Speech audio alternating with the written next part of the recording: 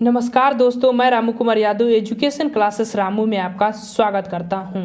दोस्तों, आज की वीडियो हमारा प्रश्न 51 से 100 तक का रिवीजन क्लास चलेगा शिक्षण कौशल का। ध्यान रखिएगा, हमने 100 प्रश्नों का लक्ष्य रखा गया था, उसको मैंने पूरा कर लिया। तो हमने कहा कि जैसे ही प्रश्न पूरे होंगे फिर हमारा वह रिवीजन क्लास चला जाएगा जल्दी से उन सभी प्रश्नों को। तो डिटेल में आपको उसकी जानकारी चाहिए, उन प्रश्नों की व्याख्याएं चाहिए तो पिछली प्रैक्टिस सेट देखिए, जो छोटे छोटे प्रैक्टिस सेट में मैं बनाया हूँ। अगर डिटेल में नहीं चाहिए, सिर्फ प्रश्नों की रिवीजन चाहिए तो इस प्रैक्टिस सेट को, इस वीडियो को आप देख सकते हैं। तो अगर आप प्राइमरी सुपर टेट शिक्षक भर्ती की तैयारी करते हैं तो ये वीडियो आप लोगों के लिए काफ़ी महत्वपूर्ण होगा, क्योंकि शिक्षण कौशल का एक टॉपिक दिया गया है उसमें प्राइमरी सुपर टेट में, वहां से 10 नंबर के प्रश्न बनते हैं। उसी की प्रैक्टिस सेट मैं आपको इस वीडियो के करा रहा हूं। तो चलिए दोस्त, आज का हम रिवीजन क्लास है और यह दूसरा रिवीजन क्लास है शिक्षण कौशल के प्रैक्टिस सेट का। प्रश्न नंबर, अब हम चलते हैं 51 और प्रश्न नंबर 51 कह रहा है कि आपके बालक ने चोरी की है, भविष्य में भी ऐसा ना करे, इसके लिए आप क्या करेंगे। तो देखिए, अगर डिटेल में प्रश्नों की व्याख्या चाहिए तो उन प्रैक्टिस सेट को देख सकते हैं, इसमें हम डायरेक्टली उत्तर आपको बताता चलूंगा। तीसरा विकल्प इसका सही हो जाएगा, चोरी से होने वाली हानियों से उसे परिचित कराएंगे। बेस्ट ऑप्शन यही है इस प्रश्न का।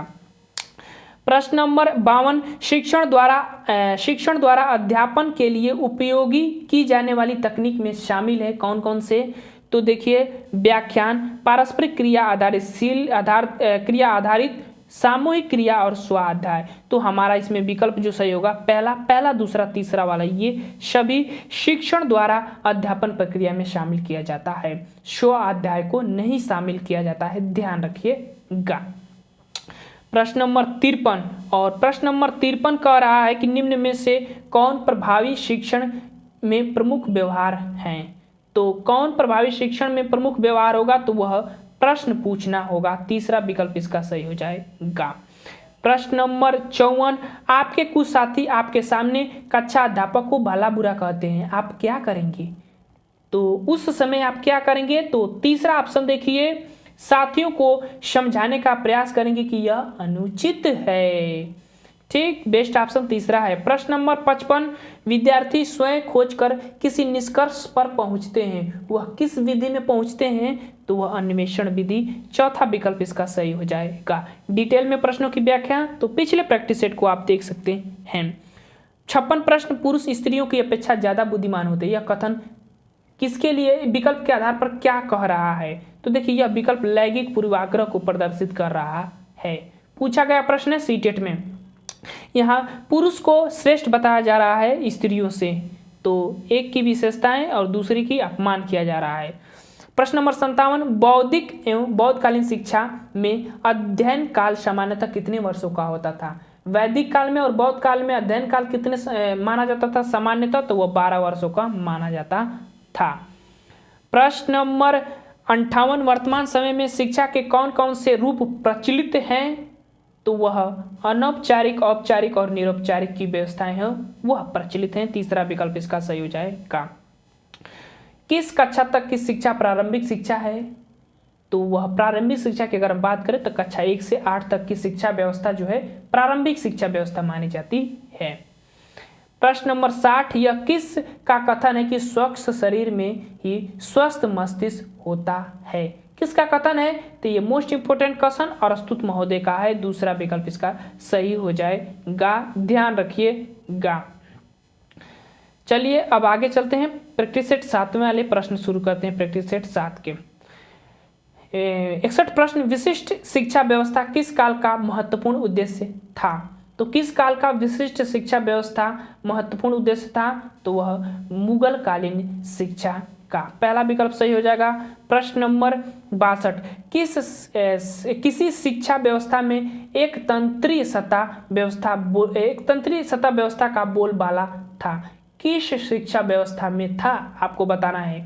बौद्धकालीन शिक्षा और वैदिक कालीन शिक्षा दोनों में इसकी बोलबाला थी, इसीलिए हमारा तीसरा विकल्प सही हो जाएगा। प्रश्न नंबर 63, और मुस्लिम कालीन शिक्षा में प्राथमिक शिक्षा का प्रमुख केंद्र क्या था।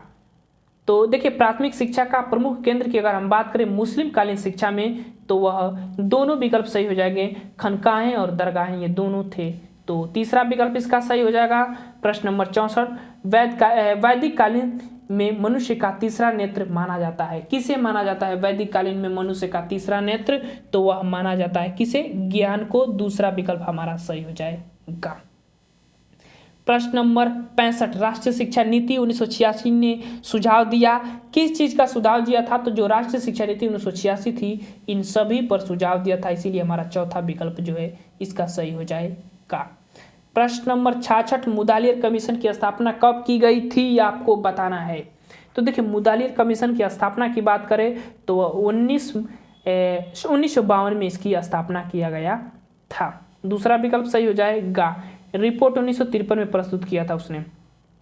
ऑपरेशन ब्लैक बोर्ड किस वर्ष शुरू किया गया था? तो देखिए ऑपरेशन ब्लैक बोर्ड की अगर हम शुरुआत की बात करें तो 1987 में इसकी शुरुआत हुई थी। और 68 प्रश्न कह रहा है कि राष्ट्रीय शिक्षा नीति 1986 में पहली बार किस शिक्षा की बात कही गई थी या की गई थी, ये भी कह सकते हैं। मोस्ट इंपोर्टेंट प्रश्न है, ध्यान रखिएगा। तो किसकी बात की गई थी? तो वह कंप्यूटर शिक्षा की पहली बार बात की गई थी। मोस्ट इंपोर्टेंट प्रश्न है, चौथा विकल्प सही हो जाएगा इसका। अब हमने ये प्रश्न देख लिया, अब हमारा ये प्रश्न है। यह प्रश्न कर रहा है कि निम्नलिखित में से माध्यमिक शिक्षा आयोग के सुझाव कौन नहीं है? इसमें से माध्यमिक शिक्षा आयोग का सुझाव जो है कौन नहीं है? तो देखिए ऊपर के 3 इसके सुझाव हैं और 9 वर्ष की अवधि की जो शिक्षा थी ये माध्यमिक शिक्षा के अंतर्गत नहीं आती है। तो चौथा विकल्प सही हो जाएगा, नहीं पूछा है इसीलिए। 70 प्रश्न डॉक्टर कोठारी आयोग ने अध्यक्ष थे, मतलब प्रोफेसर कोठारी अध्यक्ष थे कोठारी आयोग के, किंतु आयोग का सचिव कौन था वो आपको बताना है। तो सचिव जो था वो था जेपी नायक थे। पहला विकल्प उसका सही हो जाएगा। प्रश्न नंबर अब 8वां प्रैक्टिस सेट का आ गया। प्रश्न 71, राष्ट्रीय शिक्षा नीति 1986 का प्रतिवेदन तैयार किया गया था। तो कितने खंड थे जो प्रतिवेदन तैयार किया गया था? तो वह 12 खंड थे। तीसरा का सही हो जाएगा, तीसरा इसका सही हो जाएगा 71 का। उसके बाद 72 प्रश्न, राष्ट्रीय शिक्षा नीति 1986 की समीक्षा की थी, तो किसने जांच की थी या समीक्षा की थी? तो यह सभी ने किया था। चौथा विकल्प इसका सही हो जाएगा।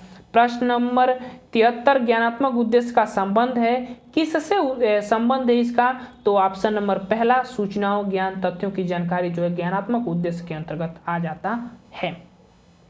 प्रश्न नंबर 74 और प्रश्न नंबर 74 कह रहा है कि प्रायः जब बालक अपने माता पिता की विपरीत विशेषताओं के अनुरूप होते हैं तो उन पर वंशानुक्रम का सिद्धांत कौन सा लागू होता है? तो कौन सा लागू होता है? जब विपरीत होते हैं विशेषताएं उनके माता पिता से, तो वह प्रत्यागमन का सिद्धांत हो जाता है। तीसरा विकल्प इसका सही हो जाएगा।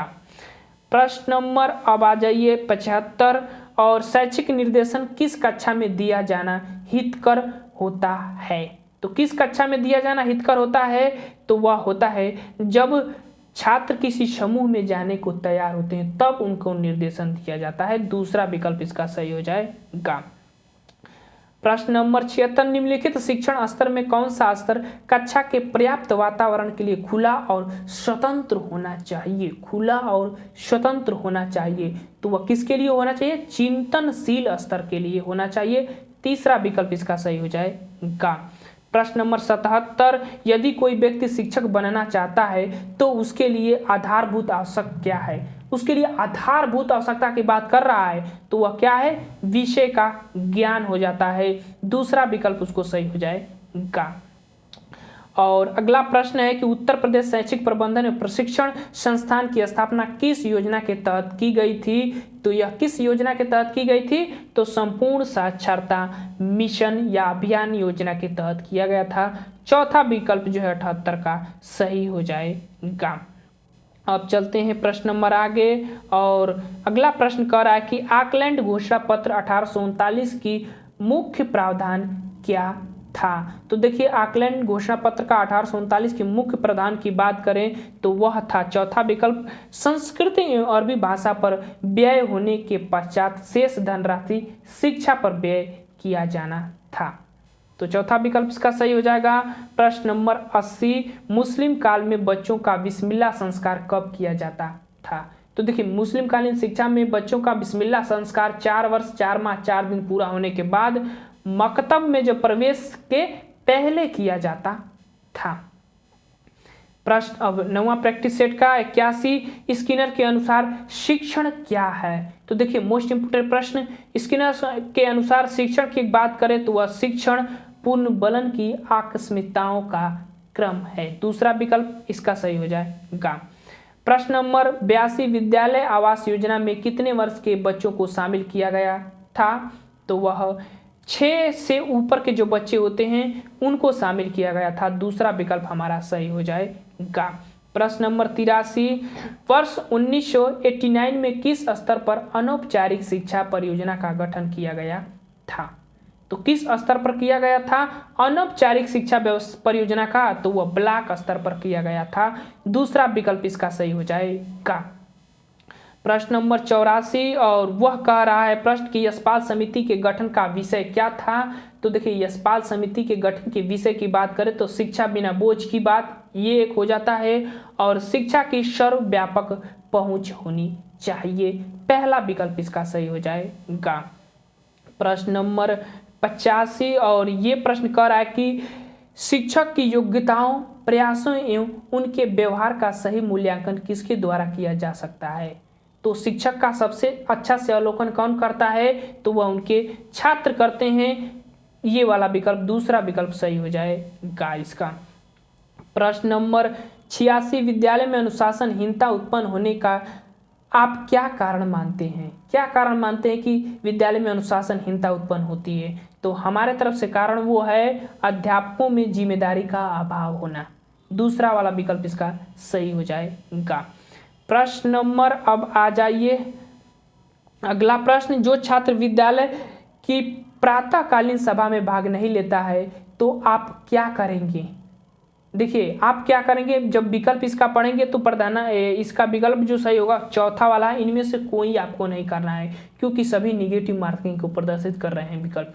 अगर उसके कारण को जानने वाला विकल्प होता तो वो वाला विकल्प सही हो जाता। तो हमारा चौथा विकल्प इसका सही हो जाएगा, ध्यान रखिएगा।